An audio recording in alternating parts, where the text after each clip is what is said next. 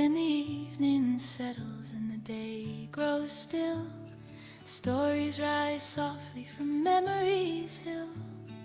These are the letters we carry inside, stories of love, loss, and pride. Welcome, my friend, to Porchlight Letters.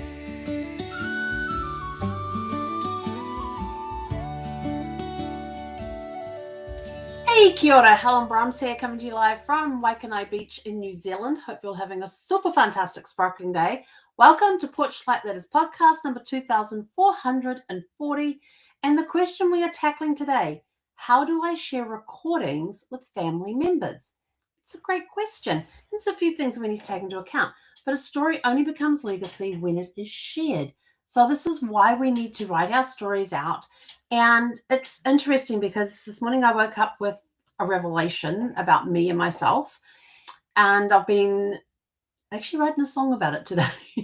It kind of started off as a journal entry and it's morphed into a song. So that one will eventually be out once I get all the words around the right way and in the right order and everything else. But it is interesting. That is one way that you can leave your story for your family, is in the form of a song. Or a poem or a story, however you want to tell the story, whatever way. But let's have a look at some of the ways that we can share our stories with our family members or share the recordings of stories. So choose the format that is easy to access. Not everyone is comfortable with technology. Sharing recorders through a simple link, USB drives, private video platforms can make access easier. The simpler the format, the more likely people will engage with the story and have it so they can leave their own comments as well. If you're on a private video platform or a private YouTube channel, a simple link, somewhere where you can leave comments, because, excuse me, don't know where that came from.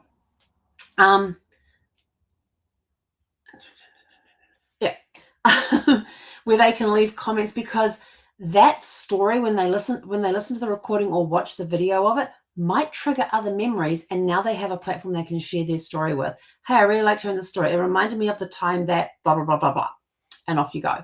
So make sure that they have a way to leave comments if you are giving them access electronically. Provide context with each recording. A recording without explanation can feel disconnected. Like a short summary with names, dates, and key themes so listeners understand what they are hearing. Context helps the story land with meaning. So when was the record? Excuse me, I suddenly got, they have come with yawns. That's weird. Yeah, that's usually after short nights, early mornings, or long nights, early mornings. Yeah, didn't have that last night. Got a good 8 hours sleep. It was amazing. Anyway, so yeah, in that short summary, put who is in there, the date it was recorded, the key themes of it as well, even the location too. They may want to go visit the location at some point in time. I don't know. Oh, I'm so sorry about this. Break long recordings into small segments. Long interviews can feel overwhelming. Dividing it into shorter clips makes them easier to listen to and share, like a question and an answer in one video, a question and answer in another video. Smaller segments also allow family members to focus on specific topics. So if you break them down, one question, one answer, into that sort of a thing, then that can help too. If they start going off into another story while giving the answer to the question, then have it break at that point and go into whatever story they come up with. So you can break it down. There are AI programs that will assist with that. So you're thinking, oh my gosh, I've got a 2-hour interview here that's recorded. I've got to go break into small. Yeah, don't panic. There are AI options out there for you that will actually help you break them down. Respect privacy when sharing. Some stories may not be appropriate for wide distribution. Always consider who is included in the recording and whether permission has been given. Sharing responsibility protects trust within the family. If you have a document that says of the agreement we talked about 2 or 3 days ago, there's just make yourself a document on who's doing the recording, why you're doing the recording, and then what the person being interviewed, what are their wishes for the recording. Is the recording just for the private use of the person? Excuse me. Sorry, hang on.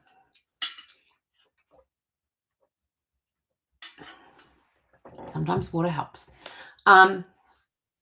So go back to the agreement that you had. What rights do you have to distribute that? Is it just something to be kept quiet until that person has passed? Is it something to be kept quiet for a number of years after they're passed? Is it something that they only want shared with certain people? Make sure that you respect that privacy when you're sharing. And we talked a couple of days ago about having an agreement in place as to why you're doing the recording, who gets copies of the recording. Is the recording only for you to do for research, or is it for it to be distributed at a certain point in time? Encourage feedback and conversation. Sharing recordings can spark new memories and corrections. Invite family members to respond or contribute additional stories.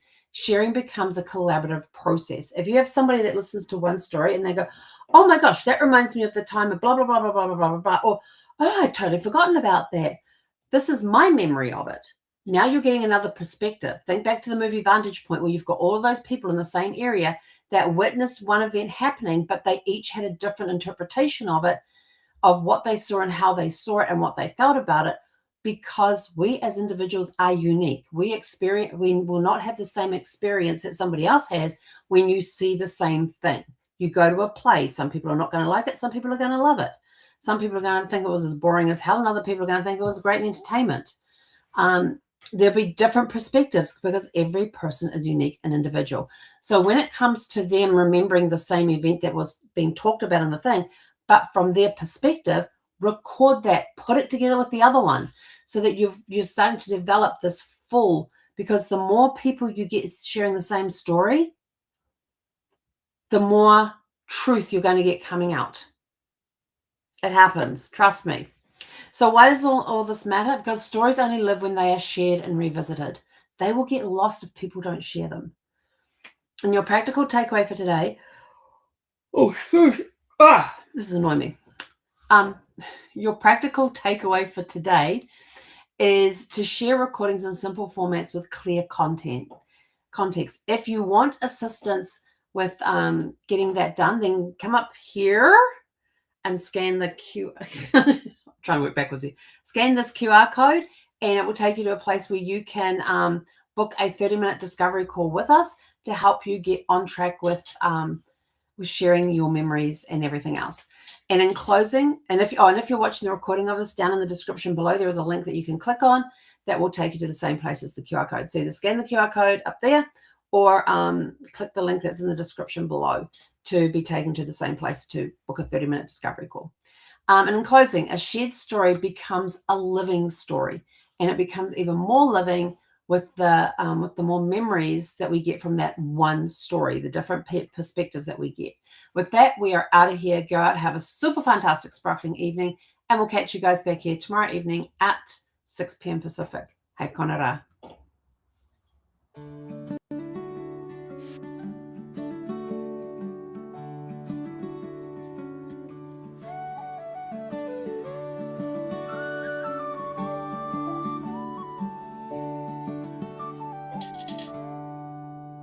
The stories we carry stay bright through the night. A small steady glow in the fading light. Stories of love, loss and pride we share. Until we meet again, keep the porch light burning.